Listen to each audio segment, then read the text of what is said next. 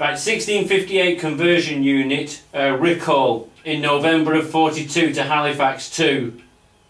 That's when I came off operations. Right, okay.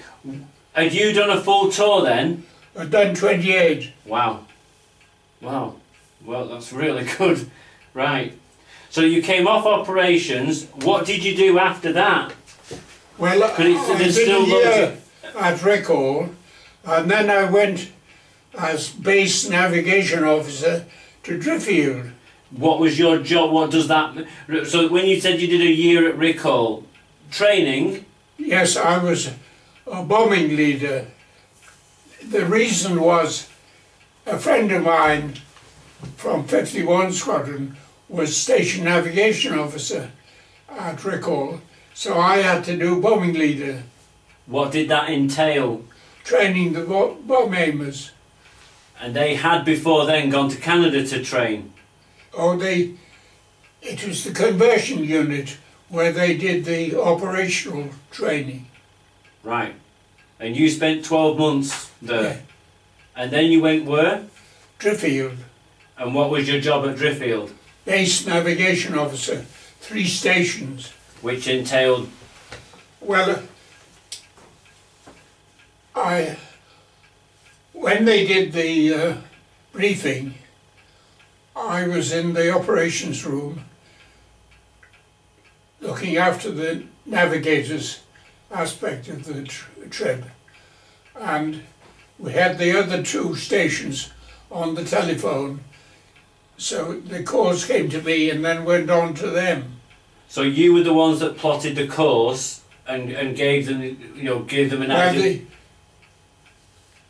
The commanding officers got together and worked out the details, and then when they did the briefing, we went over the route from a navigation point of view with the crews, and then when they came back from operations, I went out to interview them. And what would they say to you? What was it that you were looking for to get back from them? We used to ask them whether they had bombed the target or not, and we asked them details. How did they recognise the target and that sort of thing. And the intelligence officer went with me, so he was interested in the policy of the thing, really. Right. I was interested in the crew performance. And you would write all of this down? I don't remember writing it down, actually. That wasn't these then, Dad? See, that's what you took on operations with you. Oh right, so that wasn't when you were doing that. These ORBs, it says in each one of it, I'll try and make it go really, really big.